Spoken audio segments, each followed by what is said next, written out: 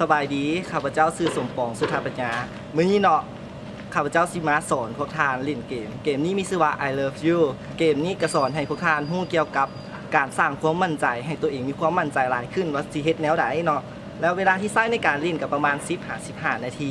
คนเล่นก็ประมาณ20-30 คนอุปกรณ์ที่ใช้ก็บ่มีหยังเลย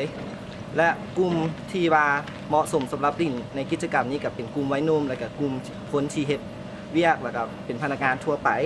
สำหรับกติกาในการเล่นเนาะก็คือให้พวกเขาเฮ็ดเป็นวงม้วนแล้วจื้อตำแหน่งของตัวเองไว้โดยที่ให้คนหนึ่งมาเป็นอยู่ทางกลางคนที่เป็นอยู่ทางกลางเนาะจะไปหาไผก็ได้ตามใจตัวเองแล้วเพื่อที่จะไปบอกฮักคนนั้นถ้าเจ้าบอกฮักเขาเจ้าเนาะเจ้าก็สิเว้าว่าข่อยฮักเจ้าเด้อเจ้าฮักข่อยบ่ในกรณีนี้คนถูกบอกฮักก็สิสามารถตอบได้2อย่างทำอิฐก็คือฮักอย่างที่2คือบ่ฮักถ้ากรณีที่เจ้าตอบว่าฮักเนาะคนที่อยู่เบื้องซ้ายและเบื้องขวาของคนที่ถูกบอกฮักเนาะก็จะ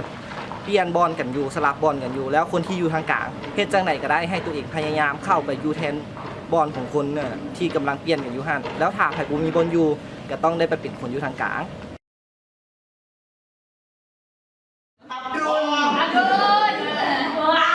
ท่านจะรักข้าไหม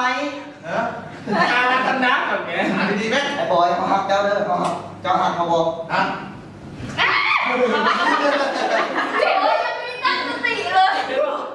และถ้าในกรณีที่คนถูกบอกฮักนั้นตอบว่าบ่ฮัก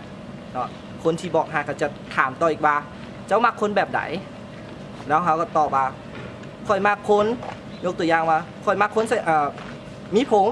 แล้วคนเนี่ยที่มีผมก็จะเปลี่ยนบอลกันอยู่แล้วเฮาผู้ที่อยู่ทางกลางก็พยายามไปแทนบอลกับเจ้าถ้าไผบ่มีบอลอยู่กับมาเป็นคนทางกลางคือเก่า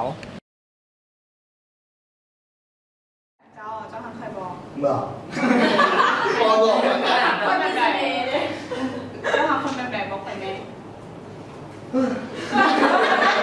นี่ตำรวจนี่ยาลิโกนี่ยาลิโกมันรักคนมีใส่คอใครจะไปใส่มา แล้วก็เปลี่ยนกันเล่นหลายๆรอบเนาะเคล็ดลับในการเล่นตัวนี้คือเวลาบอกฮัก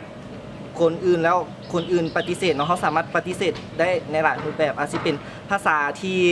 บ่แม่นภาษาเฮาเองที่เป็นภาษาอังกฤษหรือว่าภาษาอื่นๆอยู่ในโลกนี้เพื่อสร้างความม่วนซื่นอีกหลายๆขึ้นเนาะและเกมนี้ก็บอกได้แน่เลยว่าทุกคนได้เล่นก็คือจะม่วนและก็สร้างความมั่นใจกับตัวเองหลายๆขึ้นเพราะว่าหลายๆคนเนาะยังบ่กล้าที่ว่าจะไปบอกฮักคนอื่นหรือว่าบอกแม้กระทั่งพ่อแม่หรือว่าคนใกล้ตัวเฮามันเป็นสิ่งที่สำคัญหลายเนาะการบอกฮักเพราะว่าความฮักเป็นพื้นฐานของจิตใจของผู้คนเนาะสำหรับคลิปนี้ก็ขอขอบใจหลายๆ